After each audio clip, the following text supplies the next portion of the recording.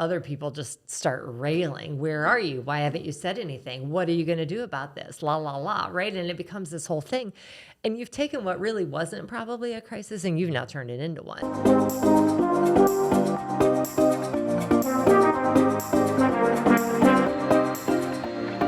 Welcome to the Small Nation Podcast, brought to you by CoverLink Insurance, where people are more important than policies. On this show, we unpack lessons from entrepreneurs, break down development strategies, and do deep dives on small town success. Our goal is to provide value to our listeners by hosting conversations that teach, inform, and inspire. Hey everyone, my name is Ethan DeLeon, and I'm here on the road with the founder and CEO of Small Nation, Jason Duff. Today, we're excited to be visiting the president and founder of Inspire PR Group, Hinda Mitchell, at their offices here in Westerville.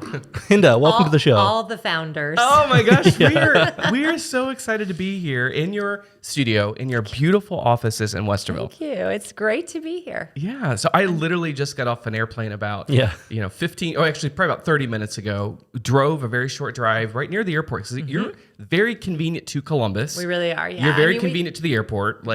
Yeah, we consider ourselves a Columbus, Central Ohio, based firm. But the city of Westerville has been great to us. I think we actually are one of those sort of hybrid, I think we have a Columbus address and a Westerville schools and, zip code or all the things. So yeah. And Columbus is pretty popular right now, like in the news, not only in Ohio, but in the country. There is a lot of development and things happening right now in this region. It is. And it's been fun to watch. I grew up here. I think you did too, or near here. And it's just been fun to watch it change. It's I remember you would go north of 270 on 23 and then nothing. Farm fields. Delaware. Right? Yeah. And now it's stoplights.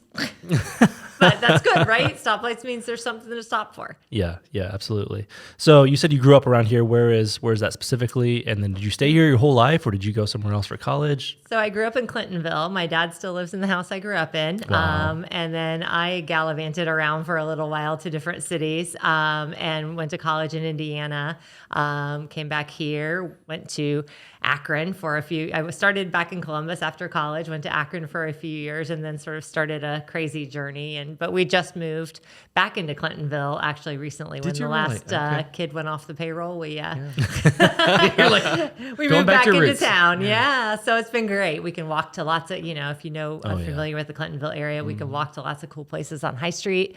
And it's just fantastic. Jenny's ice cream fan? Jenny's ice cream fan. Absolutely. I like the, I'm going to forget the name of it now, but it's the one that has chocolate. Cayenne, Queen City Cayenne. Queen City, the chocolate with cinnamon. Wow. Really good. With hot, yeah. Yummy. We had the former CEO of Jenny's Ice Cream on the podcast, John Lowe. John Lowe. Yeah. Hi, John. Yeah. Great episode because what he did is kind of shared the Jenny story. Just when she started in the North Market and how they met, how they all started working together. And then, like a lot of brands, talking about the highs of the success and the growth. And then also when they had a hiccup with the USDA and kind of going through that. And just how transparent they were about that situation. And today, John has built a new company, Amok Ventures, that is helping other restaurateurs and food service businesses scale and grow. Yeah. But great episode. We talked through that PR situation, right? Yeah. It is. And I refer back, I was excited to connect with Hinda today because another episode that I want to refer back to is when we interviewed the editor of Ohio Magazine, Jim Vickers. Yeah. And Jim was commenting, Ohio Magazine, if you're not familiar with it, they have the best hometown awards. And so for a lot of those communities that are celebrated for their historic downtowns, their arts, their culture, those communities that people take day trips to, that magazine is great when it comes to food and beverage and places to explore. And Jim, we were asking him, like, for that small business or for that small town, how to get in the magazine. He was mentioning there were 3 key ways that a small business can get the word out about themselves. And he was saying there's advertising, which is usually paid. There is marketing, which is designing campaigns and strategies that maybe then tie to advertising money that you spend to get that message or that campaign out. And then the last prong, and this is the one that I really was excited to talk about today, was this term PR. And for those of you that may be new to PR, we are lucky right in the show today have an expert. And literally in the name of their business, it is Inspire PR.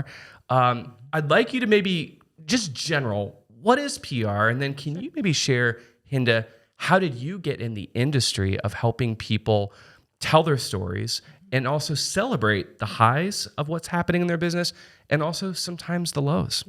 Yep, absolutely. I was a communications major in college, but I didn't know anything about PR really at the time. And I went on to start my career at doing some radio, and then at the Arthritis Foundation, and then a little more radio. And as I was moving back to Columbus, that was my brief stint in Akron. And as I moved back to Columbus, I sort of fell into an agency role, and I had never been in an agency before. And I, at that time, realized, oh, this is kind of cool. This is, well, what's PR, right? I was asking the same question. But I think, to your question, sort of a top line view of what PR is. PR really is, and you kind of stole my thunder. It's about storytelling, and it's about your reputation. PR is about sort of weaving the various things that your business does, that your brand does, what you stand for, and weaving those into more targeted messages, right? Like you mentioned, advertising is typically paid. Marketing really has a call to action, right? Okay. It's to get somebody to do something. Yeah. Okay. PR is about getting somebody to feel something. We want them to feel trust about your brand. We want them to feel you have integrity in your business. We want them to understand what differentiates your brand, your business, your organization, and makes you uniquely you, right? I can't look at Small Nation and go, oh, they're, an economic development group. Right. Boring. That's very boring, right? Whatever, But if I start talking about your new Rainbow Row, if I start talking about the way you have transformed Bell Fountain, then that's a story. That's something that matters to people. That's PR. And where do you begin in terms of the process? Like, you're a small business owner, you've created, let's say, your name, you've got a logo, you maybe have an online store, or it could be you just opened up your first storefront. Like, how do you start to craft and even know what your story is? Sure. Really, you got to go back to the basics. It's how do you talk about yourself? If, we always talk about, in our business, we talk about the elevator speech, right? Which is, if you were going between floors on an elevator and you had to talk really fast about what that was, that would be how you would do it. And so I think, we always want to start with the end in mind. Who are you? What do you do? Right? It's sometimes it's that simple. And then we work through and ask some of those questions up to yourself, what does differentiate us? What do we do that there are a lot of dry cleaning stores, right? But That's what makes right. ours different, right? Maybe it's you have a deep family history. Maybe you're the 6th generation of dry cleaners. I have no idea why I picked dry cleaners. I don't have any dry cleaning. I could use a dry cleaning client. Actually, that's right. But so maybe it's the 6th generation, right? Yeah. Maybe you're doing something innovative that helps protect the environment. Maybe you're a brother-sister duo opening a whole chain of dry cleaners, right? Yeah. So all of those things that make you stand out from the crowd, and you figure out what those are and you write them down. And ideally you want 3 to 5, no more, right? 3 to 5, because then in every interaction, in every conversation, somebody says, what do you do? You can go, or who are you? Or tell me about your dry cleaning business. And you can say, we're this, this, and this. Have you been to like some of the young professional events and the networking events? Maybe it's a business after hours, and you're meeting new people. So I think what Hinda is saying is very helpful, because I remember early in my career, I would go up, I've got that big stack of business cards, and I'm trying to shake as many hands that I possibly can. Yeah. And it was always someone would say to me, "So what do you do?" Yeah. And it was always struggle as an entrepreneur, like depending on your journey, and mine, at some point I helped sell concrete driveways. I helped rent storage units. I literally fit people with orthopedic shoes. So like describing all of that is what really, box do I fit in? Yeah, exactly. When I think we all struggle with that, but what I would do is I ended up like defaulting down to something really boring. Like I was a licensed realtor for a while. So I remember saying, I work in real estate. Yeah. And usually the conversation ended there. It wasn't like, tell me more about that. Like, is there any tips like to stand out or to be different, or as you're learning your story to get that elevator speech down? Practice, and do it in front of a mirror. And again, that's why it needs to be 3, not 10, not 12. It's 3. What do you do? I'm a 6th-generation dry cleaning company owner. My brother and I are working on expanding this business. We hope to be in 5 Ohio cities by 2030. Wow. Yeah. Well, and do you see what she did there? That gives a chance if you're in a cold situation where you've met someone for the first time. Yeah. It gives them a comfort level to ask more questions about it. Yeah. And then as you're doing that, you can also reverse that. So tell me about yourself. And hopefully and I love that Hinda was saying practice, as you practice with those people, you do get better at it. You do. It's a muscle. You got to flex it. But it's really, again, if it is an authentic, from the heart kind of who I am, it should roll off the tongue very easily. Yeah. But I think the thing that people get hung up on is, right, like, again, I'll just, run with this analogy all the way. Everybody knows what a dry cleaner is. I don't need to do, well, we take in dry cleaning 6 days a week from 6 a.m. to 7 p.m. Right. Yeah. Nuts and So bolts. what? Yeah. I mean, everybody knows what a dry cleaner does generally. Maybe they don't Yeah. understand exactly what happens to make the magic. But, and so it's like, how do you, again, you lead with the end in mind. What is it, the most important thing you want people to know about you? And, you are transforming small towns, right? Mm-hmm. That's the nugget, right? Right. I mean, I'm speaking for you, but that's the piece that nobody else is doing. And maybe not they are, but not to the same level, of course, a small nation. Well, very kind. I appreciate that. And as we were going through that process, I'm going to be honest, I really struggled of finding our brand identity and messaging. And I talked to other founders, and it tends to be, I feel like that is actually a core strength that I have for other people. But when I try to do it for myself, I get stuck. Do you hear that? I do. And actually that was going to be another point that I was going to make, which is another way to sort of help figuring out who you are is to talk to people who use your services. What Yeah. am I I know to you. you? Yeah. What does Inspire bring to your brand? What does Inspire bring to your business? How did we help you, small nation, when you guys were just getting started? Yes. How did we, and so pulling in that data, but also understanding the bigger picture too, right? You have to have a good handle on what's going on in your sector or in the business you're in overall too, so that you can then successfully drive your niche, right? And maybe it really isn't a niche, but you have to figure out how to articulate a difference, even if you are doing the same thing like dry cleaning. So, right. So that difference of being family owned, of being focused on growth, of being, Yeah. The idea of being authentic, one of the exercises that I think is important to kind of circle back on is, and you mentioned this earlier, is identifying your values and surveying and kind of checking in on what those key phrases or words or things that you resonate with and how you can empower your employees to share those values. Can you maybe speak to that a little bit too? Sure. Employees are our best brand ambassadors, but we got to arm them, right? We got to arm them with what they need. Number one, so they say the right thing, but number two, so they say anything. Right. And That's so good. and so the opportunity is to, and we do that, from onboarding forward. We went through this process here for a couple of years where we actually read our values every week at every staff meeting. And it kind of got sort of monotonous after a while, right? I sort of felt like it was like sort of kind of like, saying the Lord's Prayer, right? It just becomes that rote. And I was like, okay, we got to mix this up. Yeah. But you got to remind your team as much as you do. This is my passion point right now, is internal communications. I've been doing a lot of work in that space. And, ain't nobody going to tell your story for you unless you tell them how you want it told. And that ability to help your team see, this is what we stand for, right? What we do is we write, we talk to reporters, we do these things. But what matters, and what matters is that we're telling authentic stories, that we're doing it with integrity, that we are representing our brands in the most ethical, engaging way we can. And so reinforcing that all the time. And I think, a piece of that as a business owner is also about pointing out values-based behaviors. Okay. You know what? I saw what you did to help him out when he was struggling. That's really in line with who we are as a company. Yeah. Affirm that. And when you do that, that kind of click happens, and then they're living it with you. Right. You know, I here- tell you what they aren't. Sorry, Jason, You're but good. I tell you what they aren't is they aren't something you just stick on a wall and leave alone. Right. Yeah. It's not enough just to have a poster in a building. You have to be walking the talk and you have to be reinforcing it as a team. And I just read an interesting article the other day about this, and it basically said values are great, but what you need to really do is define the behaviors that look like that value. How does an employee understand what that value looks like? We value integrity.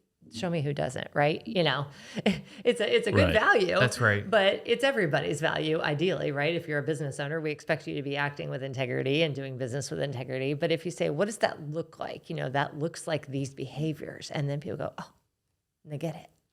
There is a lot of restaurants out there, and particularly in the Columbus market, there are some of my favorite restaurants to go to happen to be owned by Cameron Mitchell's. Yeah. And Cameron Mitchell wrote a book. I think it's now maybe about 10 years old. Yeah, quite that long. Okay, but it is awesome. Yeah. Yes and is the answer. Yes is the answer, and I want to just talk about that because I know you've worked with them and understand how important that is. And as a consumer, I aspire to I enjoy his restaurants because of that, and because the employees and the way they treat me through that. Can you maybe share a little bit more about that brand and that messaging? Yeah. I think that Cameron, and I don't want to speak for him, obviously, but the associates come first.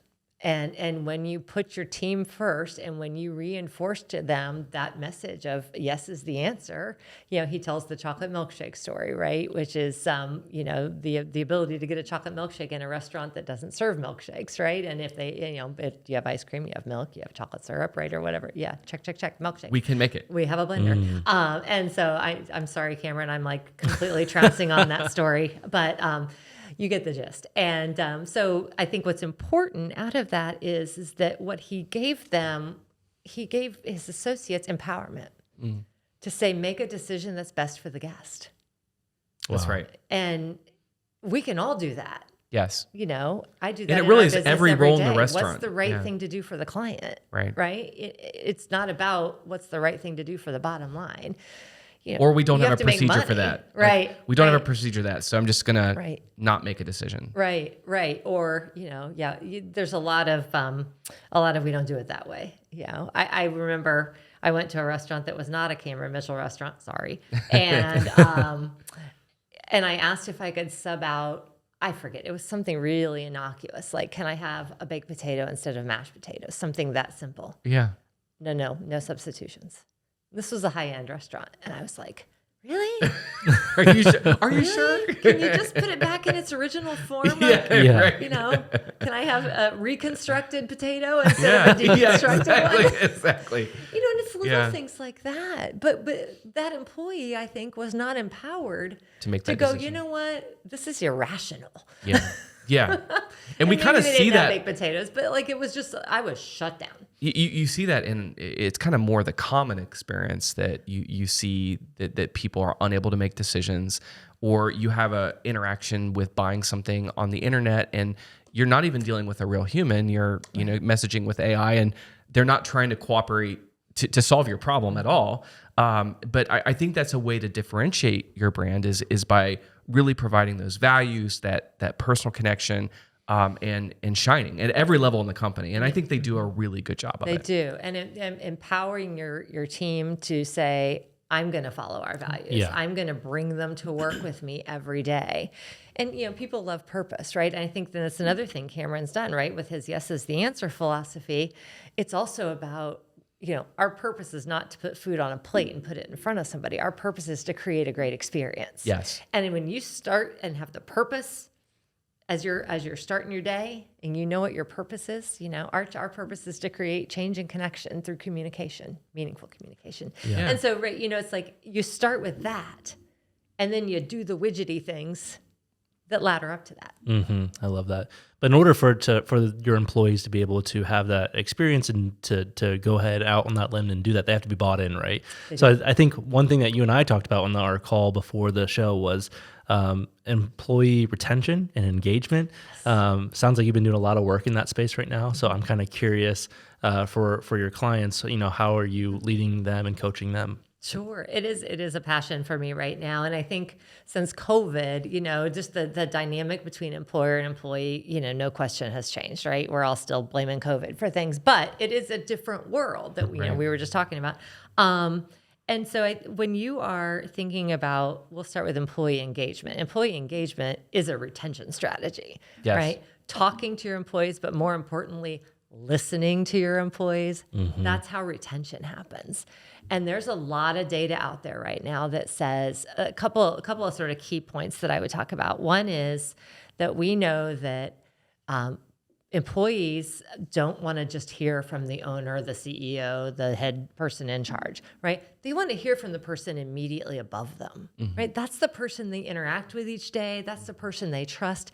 And one of the things that's frustrating to me is you hear from a lot of businesses who say, oh, I can't trust my managers and supervisors to carry our messages forward. And I'm like, well, then you probably need new managers, right? Yeah. Or to do some training, because we also know that half of employees would leave a bad manager. Wow. That's a lot. That's a lot of people. That's a lot of people. And so why wouldn't we want to empower those managers to be ambassadors and communicators? Maybe they don't have a communications degree like I do. Maybe they don't practice it every day. Right. But we can give them 3 bullets. Here's what you need to know about this change in our benefits. Right? Do the other stuff, hang the sign in the break room, right? Put it on the email, do those things, but make sure your managers can articulate it and answer a question about it. So that's just one example. But also we have another client that has an employee engagement program that's really is centered on their values. So they have these sort of 4 pillars of how they operate. And it's about focusing on the people and the planet and the animals and the foods they produce. It's a food company, guess that. And so, each quarter we talk about why that matters. And one of the most powerful things, and we sort of infuse it across different communications, plants at their plant events, things like that. But one of the things that I loved was on the people pillar one year. It's hard to say that 3 times fast. People pillar. But on the people pillar one year, we had everybody bring in, and there's like a big, bulletin board at the entrance. And we had everybody bring in a picture that's their why of why they want to go home safe every night. Wow. Talk about powerful. Yeah. So it was the people that they loved, or their pets, or their cars, their boats. I mean, love it. People love all kinds of stuff. They do, man. Yeah. What gets you going home at night? Right. It's different for everybody. But yeah, lots of family, and that's the thing, right? This is why we want to have a safe workplace. Yeah. Because we want everybody to go home to those things they love. And how powerful is that, right? Again, purpose. Yeah. That's not about, putting chicken in a container and shipping it off to a grocery store. Yeah. That's about bringing people together, and that's employee engagement. Love that. Can you, one thing that's unique about your job is you get to help companies craft those messages to celebrate the things that they're most proud of, they're most excited about. And maybe that is expanding to a second location or a 100th location. I mean, you represent some big brands, but also you get those calls when things are not good. And can you maybe share how you handle both of those worlds and maybe your role in that process? Sure. So, the storytelling is fun, right? It's the person who, maybe works on the front line at a plant who volunteers for a cancer nonprofit and, did this, lemonade stand in their front yard that raised all this money, right? Or something like that. And those little nugget stories, right? That are just those ahas. And, those are great positive stories to tell, and as we're building out those messages and building out that branding, we'll sit down and do a discovery session. We'll ask them questions like, what do you think makes you different than other people? Who do you think your competitors are? What brands do you admire? How do you, what keeps you up at night? We ask them those questions that's a good too, question right? too. Things like that. What kinds of things are you thinking about? What do you think is on the horizon for your industry or your sector of the economy? Things like that. So we use that discovery session to start shaping out those messages, right? If you could only tell somebody 3 things about your business, what would it be? Or, one of my favorites, one of my friends does, if your business was a car, what kind of car would it be? Oh, that's an interesting one too. I did this with a client the other day and he started bringing off words and I said, so you're a Volvo. And he's like, no, I want to be a Porsche. And I was like, okay, let's talk about the Porsche attributes of your business, right? It's so funny, right? Because he was like, oh, you're right. Yeah, that's actually cute. It I was like that. wonderful. Yeah. So then, and then when things get hard, they do get hard, right? If I always say, if you are a human, if you employ a human, if you serve a human, something's going to happen. It's not if, it's when, right? Because accidents happen and sometimes people make mistakes. And both of those things can lead to crises of big and small.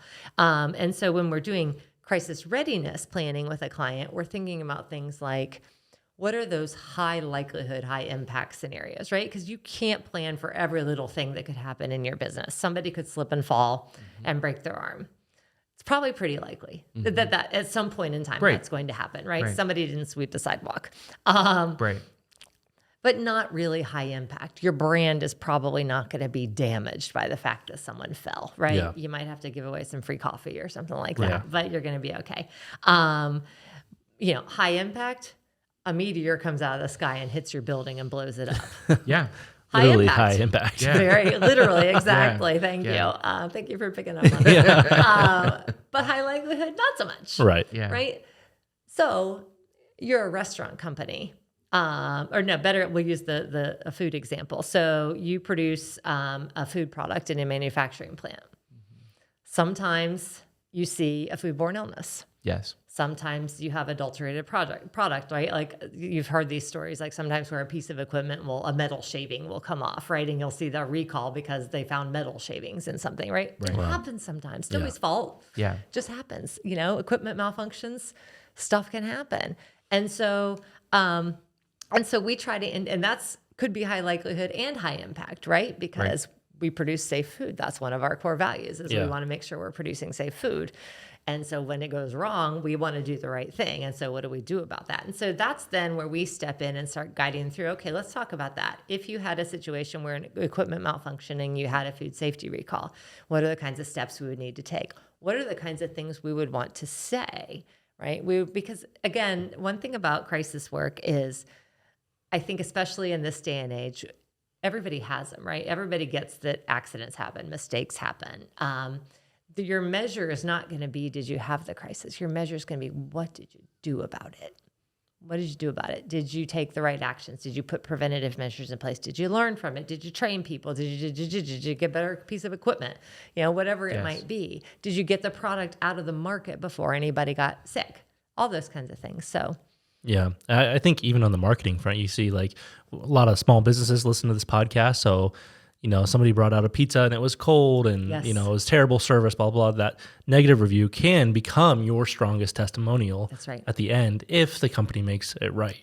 It's like you said, the way you handle it. Yeah, absolutely. That's the measure. That's the measure. Did you do the right thing? Because then people celebrate it, right? And, you brought up, food and things like that. Of course, in the era where every single person with, one of those things we used to call a phone, which is now basically only a camera. Right. And, everybody's a photojournalist. That's right. So anybody in a restaurant who finds a worm in their salad or a fly in their drink, where's it going? Straight to social media. Yeah.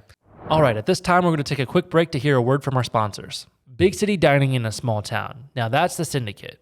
Join them for fresh steaks, pasta, or seafood for dinner, or stop in for Sunday brunch to experience one of their signature dishes such as chicken and waffles, and maybe even pair it with a mimosa flight. Located at 213 South Main Street in downtown Bellefontaine.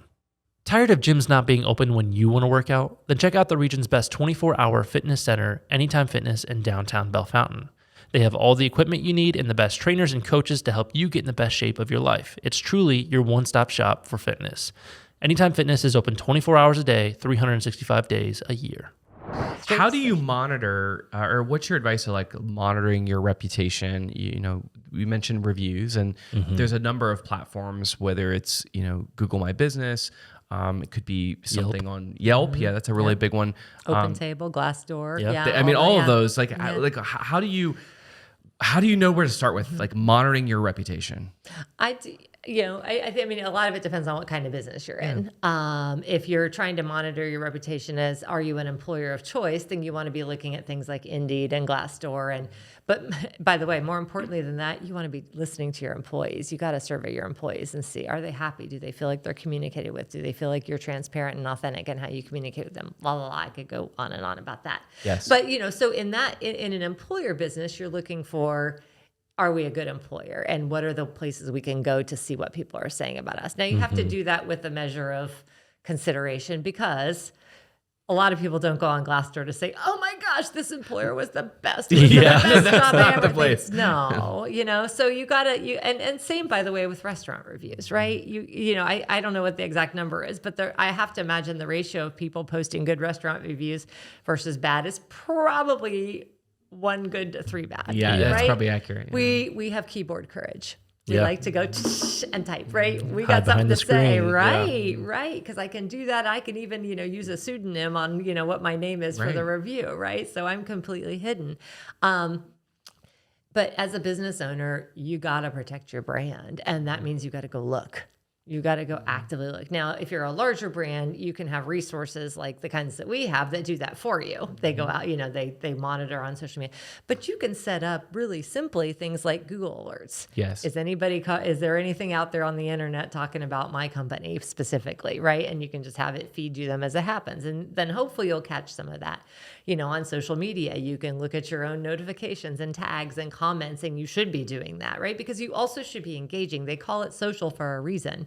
Social media is not a push strategy. It's a conversational strategy. And you've got to be having two-way conversations. So if somebody posts, "I found a fly in my drink," and what you hope they say next is, "I took it up to the front desk and they gave me or the counter, and they gave me a brand new drink, and they gave me a coupon for a free meal the next time I come back." Right. Winning. Right. I took it up to the front desk and they used a spoon and they dug out the fly and handed it back to me. That Not wouldn't be so any- much. Yeah. So and that goes back, Jason, I guess, to what we were talking about, in hospitality too, which is that your frontline folks also have to know to uphold your brand. You're not, you as the owner, you as the founder, you as the leader, you're not always going to be on the front lines. And so do other people. I just did a crisis training over in Indiana last week, and we talked about, they said, "Oh, well, only our CEO speaks to the media."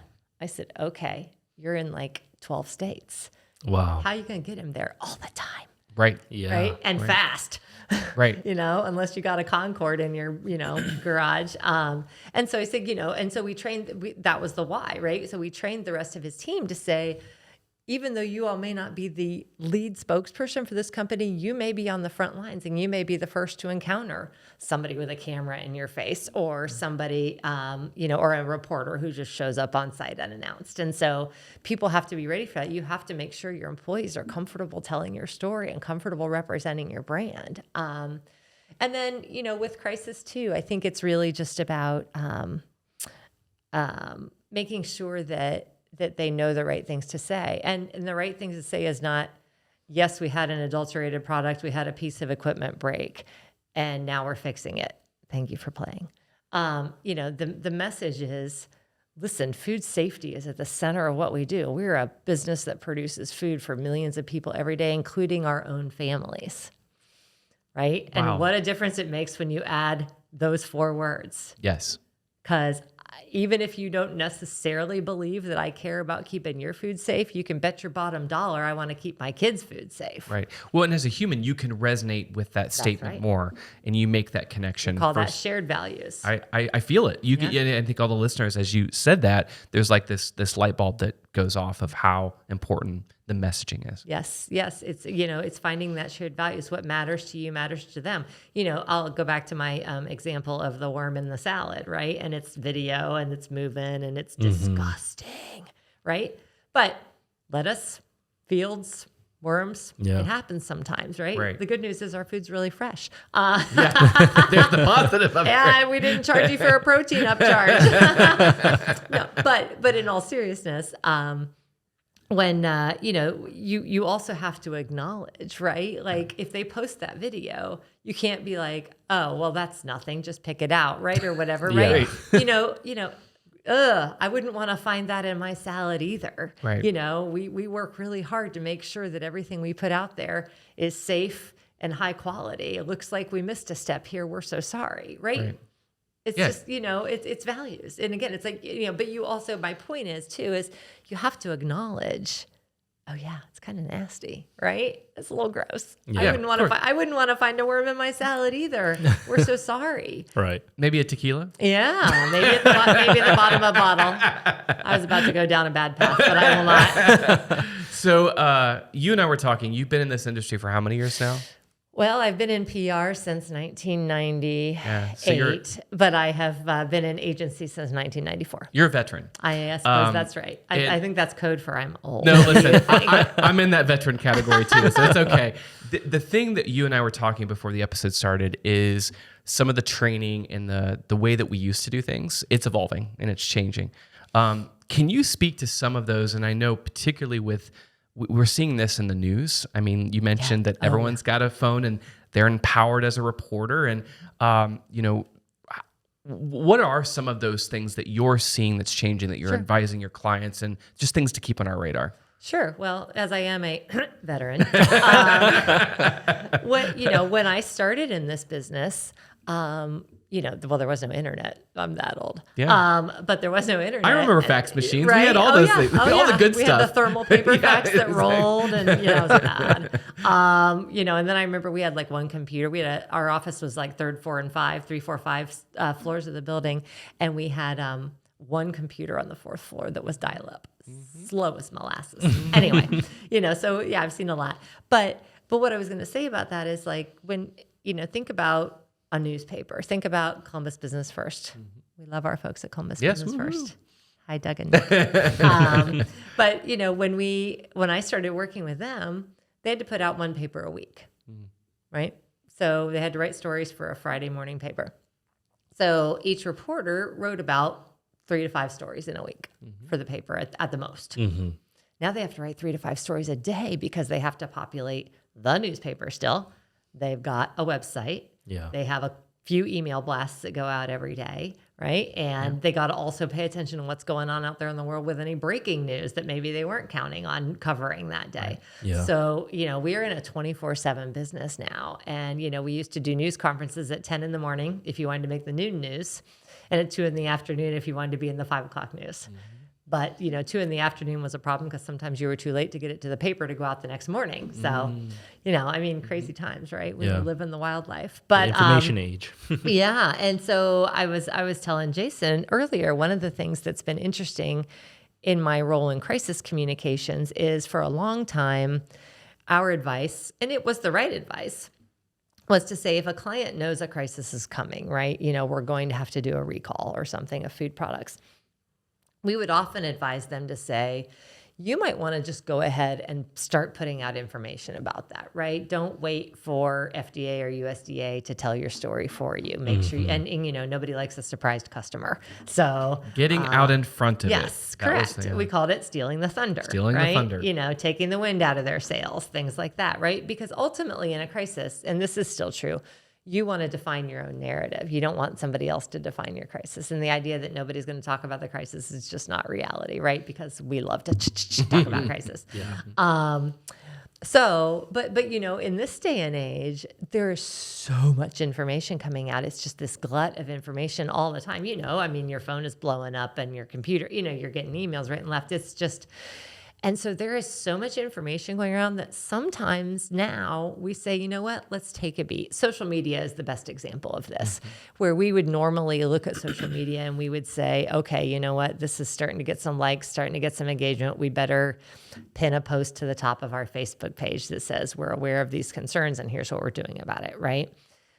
But we watch now, and if it's not sort of escalating in the first 24 hours, we may not choose to say anything at all. Yeah. Because we also call that breaking into jail, right? We don't need to break into jail and tell people, hey, we have this problem, we have this crisis, because in 24 hours it might be gone. And we have the tools and the tech now to be able to know, is this escalating? And, and of course, definitions of escalation are different, right? We have some smaller clients who are like, 100 people liked it. It's viral. Right. Yeah. Not so much. No. Right. Yeah. And so... and can I share, for a small business that has those little hiccups, whether it's a negative review or let's say it's an employee that quit and is saying terrible things about you, can you maybe share some advice that and I think you used this term earlier, just take a beat.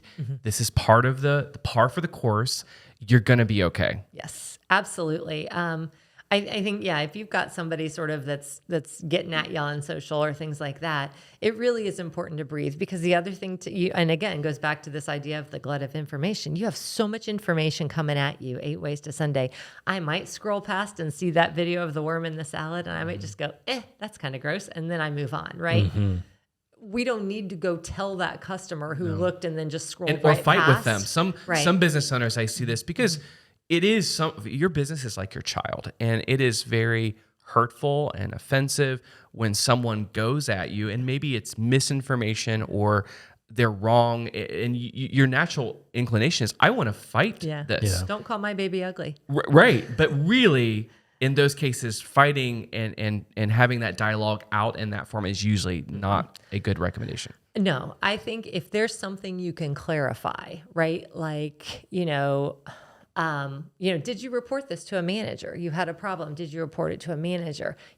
Can we take this conversation offline is always a good thing to do. Can you DM them, instant message them through Facebook, whatever it might be, and just say, can I talk to you offline? Airlines are really good at this. If you've ever put a post up when you're mad about being stuck in an airport, and what do they do right away? They say, can we connect with you, offline, right? And so that's really important, right? Because you don't need to air your dirty laundry for everybody. It's okay if what you think the right thing to do, again, if you can lean into a value and you can say, oh, that's not the experience we wanted you to have at our restaurant. Can we take this conversation offline, or can we reach out to you to gather more details? Yeah, great advice. So you get that good values message in there. So if anybody sees it, they see that you did engage, right? Because what you will also see sometimes is if it does get legs and you are silent, then what can happen there is then other people just start railing. Where are you? Why haven't you said anything? What are you going to do about this? La, la, la, right? And it becomes this whole thing. And you've taken what really wasn't probably a crisis and you've now turned it into one. And that's a problem too, right? Another thing that's really important and this is true for business owners of any size. I know you've got some smaller businesses, some rural businesses, some larger businesses. Make sure that you don't just let people tag you automatically. Like, I'm going to tag you Look after at this your podcast, settings, and I'm going to put a picture up. Yeah. But you can have it say, I want to approve anybody who tags me. Doesn't mean I can't write, I was hanging out with Jason and Ethan today, but it won't show up on your pages unless you've approved the tag, for example. That's just one measure of sort of, keeping it a step back so that you have the ability to say, oh yeah, this is somebody who was here, a customer who's saying something great. I want to get that on there. Yeah. Customer tries to tag you with something negative. You have the ability to sort of go around it. Now, that's not going to keep it from their page, but it's going to keep it from showing up on your followers' pages. Really good advice. Yeah, it's great advice. It's an easy thing to fix. You mentioned different sizes of business, and as we kind of round out this portion of the show, what size of businesses and what kind of business should think about engaging in a firm like yours? So, there are a lot of fantastic folks out there who do PR, and there are agencies and freelancers and folks of all different sizes. I think if you really want some professional advice, go out and talk to somebody, right? And like a lot of times people will come to us and maybe we're too big for them, but we'll say, you know what, here's this great freelancer who works sort of one-on-one, lower rates, less overhead to deal with and things like that. Reach out to them. They can be helpful to you. We trust them. And so I think there always is an opportunity. And I think if you are going through, one of the things that we do a lot for folks, in addition to sort of the ongoing work, is people bring us in for change management, right? Are you going to be making a major acquisition? Are you going through some other kind of significant change in your business, right? Are you merging with another company, right? And so, we're Honda and Nissan, right? There's going to be people behind the scenes talking about, it might be done by the time this airs, huh? Oops, sorry. That's okay. It's true. Don't know. Ethan can make that go away, right? But if you have two big brands that are suddenly coming together, you want to hire some counsel to help you figure out. There are a lot of stakeholders that have to know that, right? You got shareholders, and you have employees, and you have customers, and you have regulators, and you have elected officials. And so that's the time when someone will bring in outside counsel. Sometimes day to day, you can do it yourself. Other folks say, listen, we can do our paid or our social content. We want you to help us with paid social, right? Help us with the strategy behind it, making sure we get the right eyeballs.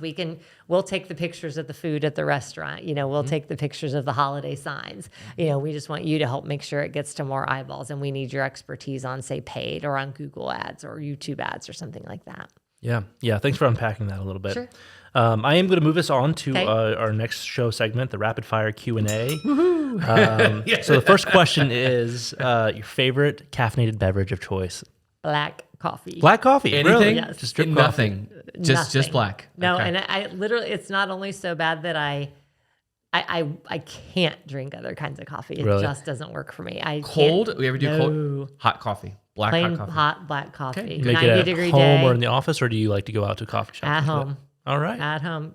I was told once, I don't even know if it's actually true, but I was told once that the Costco brand coffee is actually made by Starbucks, and so that's what I buy. Really? Okay, there you go. Is that a commercial? Am I allowed to say that? No, Costco sucks me in too. It's like I go there for like produce. the and only then I one walk here out. supporting local coffeeology in Delaware. Ooh, good pitch for them. It wouldn't have been good for my carbon footprint to drive all the way to Delaware. To Okay, I'm yeah. just saying. Fair enough. Fair But no, enough. I'm a coffee pot coffee girl. Okay. I All really right. am. Yeah. I respect it. How about you? Oh man, I love coffee. So I do a pour over every day. I have beans from I think the Roosevelt right now, so local here in town. I always stay stocked up, but my wife is also a barista, so that helps. Inside track. Iced tea. Okay. Yep, not a coffee guy. And a lot of it. Yeah. I usually am always carrying iced tea with Yeah. me everywhere. Nothing in it, but Yeah. just cold iced tea. I'm not much of a soda drinker, so pretty much, and I don't love iced tea either. I like hot tea. Okay. There's a theme here. Awesome. Next question is, how do you rest and recharge? Ooh, I like this one. Oh, that's a good one. Not as much as I should. That's I a lot read. of yeah. I read, but I Okay. read garbage books. Yeah. I don't read like romance books. Like, are you a romance person? No, like I like. I know that kind of sounded bad. Not a Harlequin. Sorry, psychological thrillers. Right. I like the ones that are okay. sort of have the twists and turns. Yeah. And, that leave you. Stephen King, like I like a little, some Stephen King. Yeah, okay. I like. I read a woman named Marie Force. I read J.D. Robb, which is actually the pseudonym for Nora Roberts, who does write romance novels. okay. Wow. But she has a pseudonym under J.D. Robb that she writes some more like edgy stuff. Okay. So I like those. But I mean, and I call them garbage. But like my point is, I'm not reading like business books Right, yeah. right. or nonfiction that's going to Nonfiction. make me a lot smarter. I'm Yeah. just reading to escape. That's good. But recently we just got back from Jamaica, and I said to my husband, I said, sometimes you want trips that are like educational, right? I took my kids to London and we ran all day, every day, seeing all of the sights, right? And Yeah. that was great. But boy, I was exhausted when I came home Yeah. from my vacation. Right. And so we went to Jamaica and it was mindless, right? We just sat there and they brought us drinks and, put out our towels, and we didn't have to think about anything all day, every day. And that's wonderful. that's the big recharge, right? When we do that. And we try to do that a couple times a year. Yeah, good for you. That's awesome. And then last fun question here is, if you weren't doing this kind of work, what would you be doing? I would be in HR. I would be a recruiter. I could see you I doing that. Yeah. love Makes sense. I love matching people, and I still do it all the time, right? Like somebody will say, "Gosh, we really need a new one of these," and I'll be like, "Oh, I know somebody for that," right? Yeah. I know I love it. So it's more, maybe not the nuts and bolts of HR of like benefits and healthcare, but I would like to do that sort of Yeah. high level corporate executive recruiting stuff, because just matching and knowing the right candidate and knowing the culture of the company and being able to put them together always gets me excited. Super cool. Great answer. Love that. Couple closing questions here for you. One is, if there was a professional development resource that you could point people to that was impactful for you, what would that be? I'm thinking PR Daily is a website and a newsletter that has a lot of good PR tips. Media Post also on the marketing front, a little more I've never heard of marketing-ish. that one. And I like both of those. I think those are great. Also, really just being, I always tell my team to be a student of the craft, right? Like get out there and just read about industries, read about your industry, see what people are talking about. If you want to have PR for your business, you got to see what kinds of stories are being written about the business that you're in. Yeah, Really good. Great resources. And then where can people follow you and your business to keep up with the work that you're doing? Oh, sure. We are inspireprgroup.com and at Inspire PR Group on Instagram and Facebook, same name. And, I'm Hinda Mitchell on all the places, and I'm pretty much the only Hinda Mitchell in the universe, I think. So you can find me just like that, all of those same places. I'm pretty active on LinkedIn, and I would love to have people come talk to me on LinkedIn too. Great. And I will have a two-way conversation. I love that. That's right. Learn from the best. I love it. Hinda, thanks for being a guest on the show so much today. fun. Your energy, your positivity, the resources that you shared today, very, very helpful. Thanks for being someone that inspires me. Because I think, we talk about founders and entrepreneurs. It can be a very lonely world. There has been points in my life and my career where I have been able to celebrate things, and there's also, and she has helped me and been the biggest cheerleader, but there's also been moments where this just happened to me, I don't know what to do. And she is that 911 call that has helped me and people that I know navigate those waters. So just thank you for being that. And I know probably a lot of our listeners, a lot of people, you are that person for a lot of people. So thank you. Thank you. I appreciate it. Oh, wait, can I tell Jason's Duff story really fast? Sure. Yeah. So you are one of those people for me too. And I would tell you that in random things that I have done, at one point, my husband got stranded at the Bell Fountain Airport and don't even ask, it's a whole long story, but he got stranded and I was like, and he's like, I can't even get an Uber out here. And I'm like, shh, We got this covered. I know Yeah, somebody. I know a guy. Connecting Literally, people, right? Here's his ride right back on The Uber, Yes. our local team member, I think Nick or Shannon, literally showed up and got Drove me him back to home. Columbus. So God we got bless it. him. So that was a great story. I get to publicly thank you for that now. got But it. I'm like, Jason Duff knows everybody. He'll You got find it. somebody who can get you there. You got it. Thank you, Hinda. Thank you. Thanks for tuning in on this episode of the Small Nation Podcast. We hope that conversation proved valuable to you. And if you enjoyed it, be sure to share the episode and follow the show on Spotify, Apple Podcasts, or your favorite podcasting platform. You can also subscribe to the Small Nation YouTube channel if you prefer to watch your episodes. Follow Small Nation on social media, and we'll see you in the next episode.